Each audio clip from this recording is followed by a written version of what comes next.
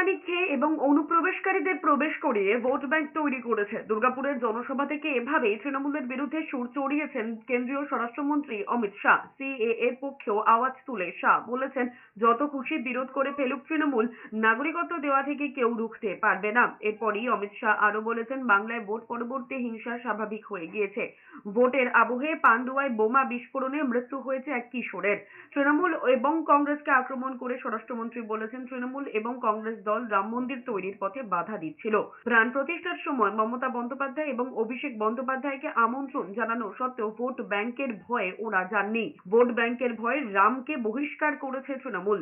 भाइयों बहनों, ये लोग कट मनी चलाते हैं, घुसपैठ कराकर अपनी वोट बैंक बनाते हैं।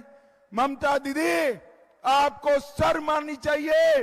सरहदी राज्य में आप घुसपैठ को बढ़ावा देती हो और उसको वोट बैंक में करना। भाइयों बहनों, जब प्राण प्रतिष्ठा हुई, ये ममता दीदी को निमंत्रण भेजा गया था, भतीजे को भी भेजा गया था, परंतु वो लोग नहीं गए।